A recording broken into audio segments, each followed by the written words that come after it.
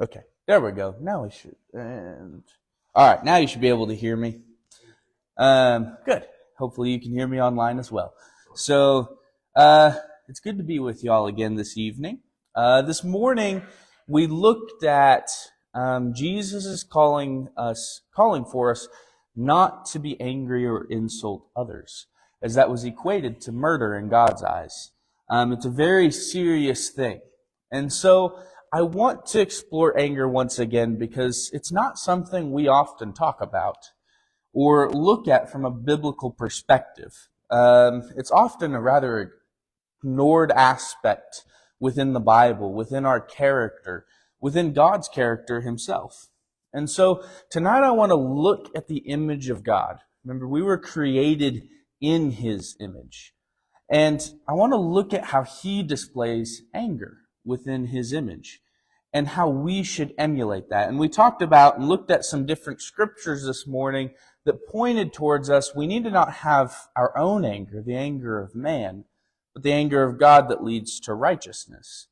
So we're going to look at God in his instances, a couple where he gets angry. And as we are created in his image, how we might be able to also present that and emulate that, reflect that back into our own lives. So we need to answer a few questions as we explore these stories, as we explore his word. Why does God get angry? And when he is, what does his anger cause him to do? If you guys remember back to our study in Exodus 34, 6 and 7, we saw this attribute in God as he describes himself as one who is slow to anger, and one who also has wrath. And so if you remember back to that, again, he has very slow anger. And that's one of the key attributes of God's anger, is that it is slow. So in every story we're going to look at tonight, we'll see the slowness of God's anger. But there's more attributes to this, and so we're going to explore those as well.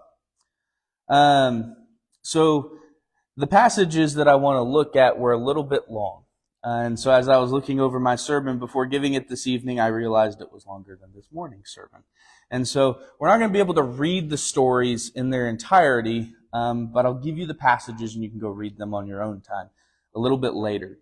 But I'll give you the points and I'll give you a brief synopsis of the story. So the first time we see God getting angry in the Bible is in Exodus chapter 4, in verses 10 through 17. And this is an interesting and a very significant place because this is the very first time in the Bible that we see God being called angry or said that he has gotten angry at someone. And this is before Exodus 34 where he says that he is slow to anger. And so it's just interesting to look at this one as sometimes the first time anything is ever mentioned, it's always very significant. So here in this place in Scripture, in Exodus 4, in verses 10 through 17, we see God talking to Moses. And he's saying, Moses, please go save my people. I've heard their cries for rescue because they're being oppressed and tortured by the Egyptians. And Moses is like, I'm not able to. I'm not worthy. I'm not capable enough. I'm not equipped. I can't do this. I'm slow. I'm heavy of mouth and of tongue. I'm slow in speech. I'm not good at talking. This isn't me, God. You're not looking for me. He's afraid. He thinks himself inadequate. And God asks him 4 times. And on the 5th time, Moses rejects him. God gets angry at him. And that's very interesting. So we see this aspect of God being slow to anger once again. He requests 5 times before he becomes angry. Now, what does his anger cause him to do? He provides him Aaron, his brother. He's saying, okay, if you cannot speak well, then I will give you Aaron, and he will speak for you. Now go and do as I've commanded you, because you will speak to him, and he will speak to the people. And so that is the solution that God presents in his anger. It's just such an interesting picture of God's anger. First, it's slow. He's very patient with Moses.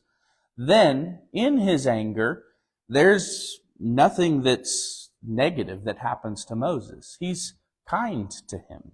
He's forgiving. He's like, okay, If you really don't think you can do it, though I know you can, I will provide you Aaron. And later on, it's really cool to watch Moses develop in his leadership role with the Israelites. He comes to no longer to require Aaron to speak for him. He often starts speaking and judging on his own, so much so he's not relying enough on others. And you'll see Jethro, his father-in-law, come along later, which I think is really cool. Say, you need some guys to be able to delegate to. But it's very interesting, Moses' journey. Besides that, it's very interesting here seeing God's anger in action.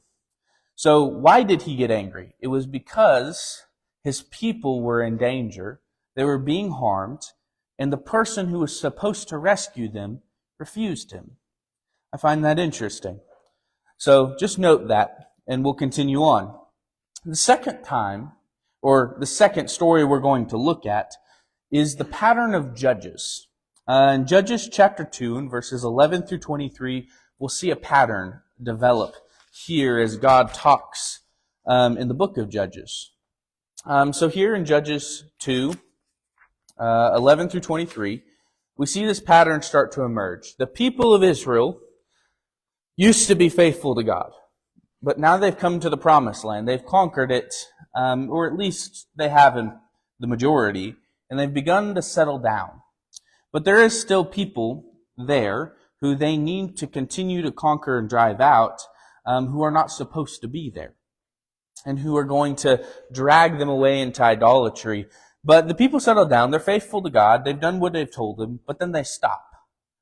And they start to pursue evil and idolatry and all these things, and they get drug away. And God gets angry at them, and He punishes them. First, He disciplines them lightly, and He continues to be patient with them. Maybe sending a drought so that they might wake up and say, oh, hey, we're not doing the right thing. Or He, does a couple other things where it's to open their eyes and say, hey, there's something more coming. There's a harsher judgment coming if you don't turn back to me, because what you're doing is evil. You're worshiping other gods. You're sacrificing your children. You're doing horrible deeds. This is not who my people should be. But they continue. And then the wrath of God comes out, and they're delivered into the hand of their enemies. That is the judgment that is theirs for living an evil life. And then as the people in their distress cries out to God, He has compassion on them. He loves them. So He was angry with them, but that didn't stay the case. He punishes them. He judges them. They repent. They turn back to Him. He hears their cries, and He responds in a loving and caring way, like a father would.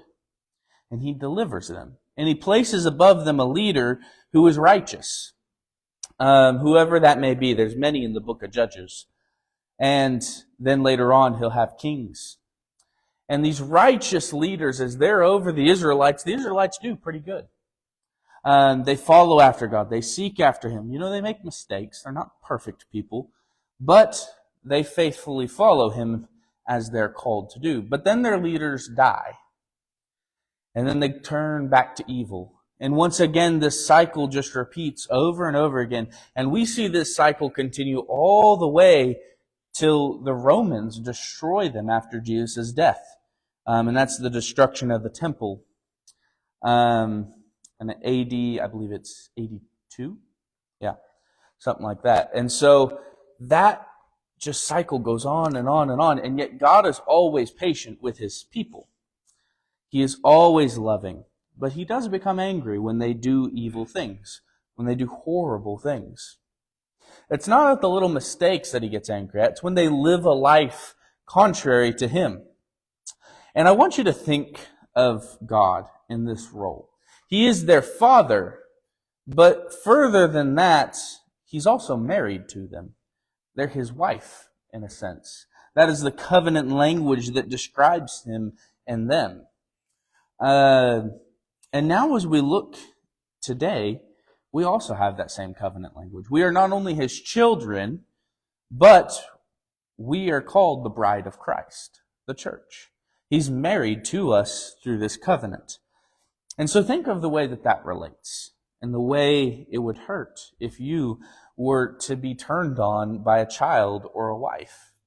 Often, our evil acts, our idolatry is compared to adultery throughout the whole Old Testament and even into the New Testament.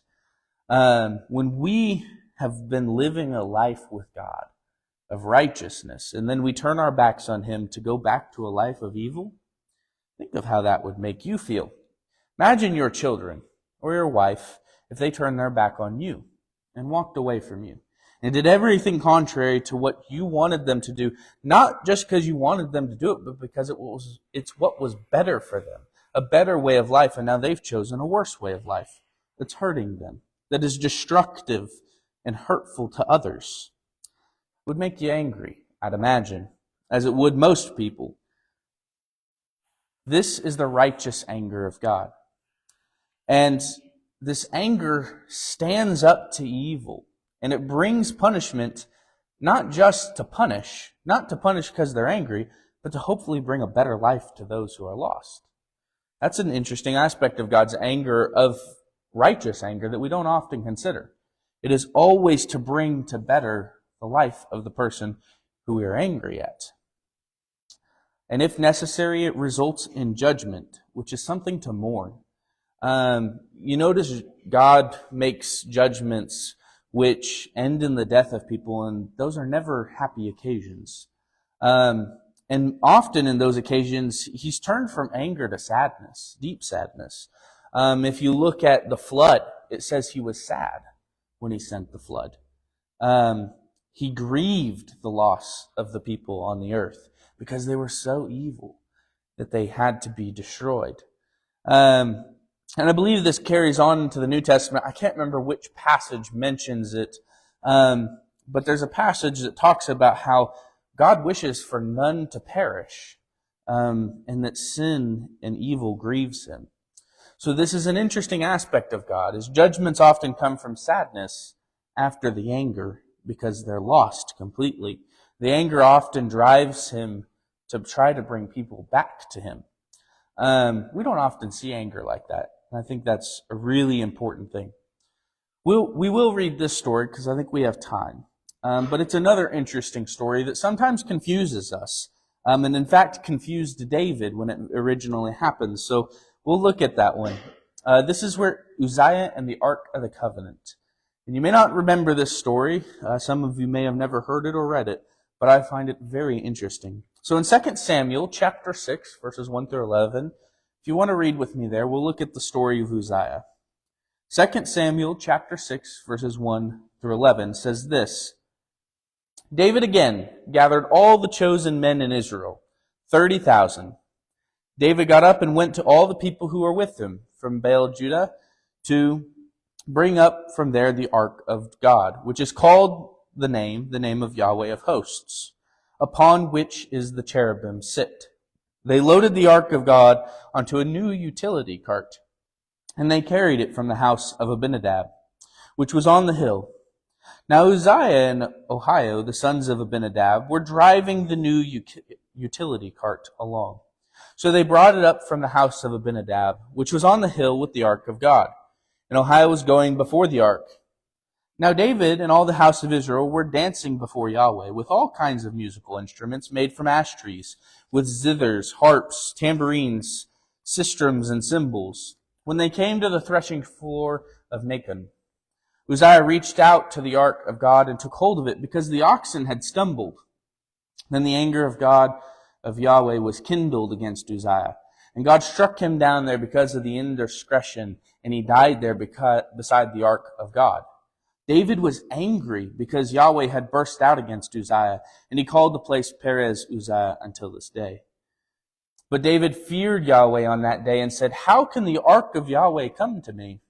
However, David was not willing to bring the ark of Yahweh to himself, to the city of David. So David caused it to turn to the house of Obed-Edom the Gittite.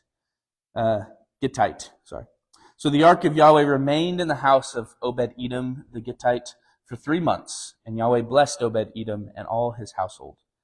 Now, this is a bit of an odd story, and if you notice, even David at this time doesn't understand what God did here. He doesn't understand his judgment. He becomes angry with God.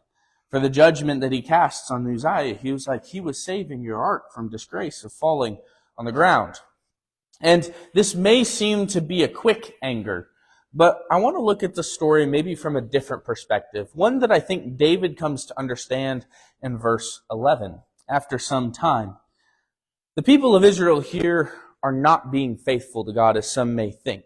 They're like, oh, they're bringing the ark and to the place where they're supposed to worship. David's trying to do this thing, but they're not doing it the way they're supposed to.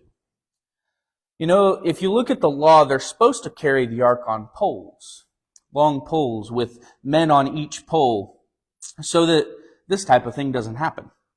No one is supposed to touch the ark because the ark is the full holiness and presence of God within the earth. And man in this state cannot touch the holiness of God. It causes death. It's dangerous to those who are evil, who have sin. And so they're not clean. They cannot be with the holiness of God. It's like us trying to walk into a fire, or firemen trying to walk into a fire without a safety suit and water to help them. It's something that's dangerous to those that are not protected from it, or that are like it. And so when Uzziah reaches out and touches the ark, he's breaking one of the most important commands, not to touch it at all, because it causes death to be in the presence of God as a human in that state. But before that, they already were not doing what God had called them to. God's not angry with them. I think he has understanding that they're trying to do the right thing, or at least we're not told within the story that he's angry with them until Uzziah touches the ark. But all along, they haven't been obeying him. And this causes the death of Uzziah. If they'd been using the poles to begin with, they would have never struck a pothole, and Uzziah would have never touched the ark and died. So this is really a result of their disobedience. And then it's so interesting. David gets angry with God. And he's afraid of God, and yet God is patient with him. He is kind to David. Doesn't tell us he ever gets angry with David. He blesses the house where the ark is at. And I think David comes to his realization, oh, we did something wrong here. It was not God, but us. And so he's like, okay, I will bring the ark. And later on, they take the ark in the correct way. If you read a little bit further, I don't remember exactly how far, but they bring the ark, and no one else dies. And David rejoices, and God blesses the people. So we see here that God is patient with all the people involved. But when God's holiness is desecrated, it results in death. And his anger will burn against the one who does not uphold his holiness. God is holy. Now, what's interesting about this story is it's not exactly the same for us. It's really cool how it's changed from them. We're not men like Uzziah anymore. Well, we are. But we have Jesus. And he has covered us in his blood so that we can now stand in the presence of God and not die. He is our protection and makes us like God. He makes us holy like he is holy, so that we can stand before him in confidence. So we looked at that today in class, actually, in 1 John chapter 5, which I didn't plan out. That just is the way it happened, so I think that's really cool. I don't think it's a coincidence, but God kind of had a cool plan there. So we have confidence when we stand before God. We can be within his presence, unlike Uzziah here. But still, we should make sure we uphold his holiness. We should not treat it like something lightly. We should not live a life of sin, because that is insulting to his holiness, and that is dangerous because that makes him angry. He's given us a great gift. Another story we will see is Jesus in the temple. And this is found in Mark 11, verse 15-ish, or Luke 19, verse 45-ish. And we don't have time to read the story, but hopefully you know it well. Here Jesus goes into the temple, and he sees those that are changing money, and they're cheating people out of their money. And they're lying to the people. So if the people bring a sacrifice to God that is blemished, or, some people travel from very long distances, with their sacrifices, and maybe it becomes blemished on the way. When they get to the temple, they need an unblemished sacrifice. So they sometimes have to buy one from the temple. But the people here in the temple, they're looking at these people sacrificing and they're saying, oh, that one's not good enough, that one's not good enough, when they are. They're perfectly fine, they're unblemished. And then they charge them more than what was necessary or what was good. And they take that one that they say was unblemished and they put it in the pen with those that they're selling. And then they'll turn around and sell it for a higher price. So they're cheating the people out of the money. And some people look at the story and they're like, oh, Jesus gets angry all of a sudden. Well, there's something we need to recognize also here. We need the history of this situation. This temple and the places of giving sacrifice around the Passover is not new to Jesus. He has been going to this temple and celebrating Passover every single time since he was a young child. And we see this story early on in the story of Matthew. I believe it's also in Luke. I can't remember if it's in Mark's accounting. It's not in John's. But Jesus goes to the Passover as a young child. He has seen the people cheating the people, God's people, out of money for their own gain. They're taking God's sacrifices for Him and making it about their profit. And He becomes angry now, after all of these years. And now Jesus has been teaching these people for 3 whole years. He's been going to this temple. He's been speaking against the scribes and the Pharisees and saying, you need to turn to God. You need to turn from your evil ways. This isn't the first time they've heard this story. And yet they've continued to pervert God's temple and make it a place of thieves and robbers. So this is not a quick anger by any means of Jesus. In fact, this is one of the final things He does before His death. It's one of the things that causes them to want to really kill Him. But He's been patient. He's been kind. He's worked with these people, and now this anger drives Him to tell the people, you have disobeyed God. You have refused Him all the way up until this point, and now is your last chance. And so He drives them out, hoping to wake them up from their sin. But instead, they kill Him for it.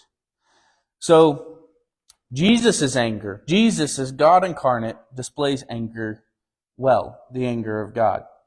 He's slow to it. He's patient. And even in this last act, the last act of anger, it's more about trying to get them to repent so that He can have peace with His people than actually driving them out of the temple. But they refuse Him and they kill Him. So, let's take a moment and assess these. What have we seen? God is slow to anger. He is patient in it. When He does get angry, He disciplines. And how does He discipline? He disciplines for the purpose of restoring those who are doing evil to Himself. Except for one instance, where we insult and reject His holiness. In which case, judgment comes very quickly.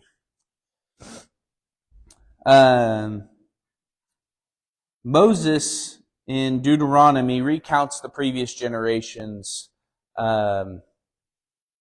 sins, the way that they have turned against God and made Him angry. So all throughout Exodus and Numbers, the Israelites journey through the desert, and he's telling the story in Deuteronomy before the people enter the land of Israel. And he tells the people, he gives them a warning. He talks about the law and how there's a blessing and a curse. For those who are obedient, there's blessing. For those who are disobedient, there's a curse. And he warns the people to choose life and blessing and warns them about provoking God to anger, like their parents did. And the way that they do this is by loving God, and loving God is being obedient to Him. We see this teaching in the New Testament as well, in John chapter 14, verses 21 through 24. When Jesus says, "Those who love me will do what I command." We should well hear the words of Moses and heed the warning. There's life, grace, forgiveness, compassion, blessings, but we can choose to reject them and instead choose death, destruction, judgment, and curse. We have an amazing God, and we should choose life. Moses predicts they'll turn away from God and provoke him to anger, and they do. They do not turn back to him. But if they do turn back to him, God will restore them. And we can read a lot about that all throughout Deuteronomy. But we know God is reasonable. He's forgiving. He does not want people to live in death and curse. He wants them to be with him. He will forgive. This should be also a core attribute of ours. We should be seeking to forgive, to be at peace, to bring people life. Even in God's anger, this is still his desire, to bring people to life and to restore them. That should be within us. Every time we get angry, we should seek people to restore them to life, to restore them to peace with each other and to God. We've seen God's anger. We've seen the image of it, I think, well, both from the New Testament and the Old. And now we need to imitate this image. A person who is truly good will get angry sometimes, but only with the anger of God. Not the anger of man, but slowly. Our God doesn't punish unjustly. In fact, he punishes out of his justice. We likewise should only ever judge with the standard of God. Never our own standard, never self-seeking. Our God is patient and will forgive even in his anger. But we shouldn't push him to anger, because that's a dangerous road to tread down. He will judge those who do evil. We should love him, be obedient to him, and live at peace with him and each other. We have a righteous intercessor who acts on our behalf. Our God is patient and loving, as we have seen today. He does not want to be angry. He wishes to be at peace with us. Follow his commands and love him. He will forgive sins, but you cannot live a life of sin. He sent Jesus, his son, for us. If you're struggling with a life of sin, and if you're in need of prayer or enter into covenant with Jesus today, answer his call. He wishes to live at peace with you. Please reach out to someone here or come forward as we stand and sing.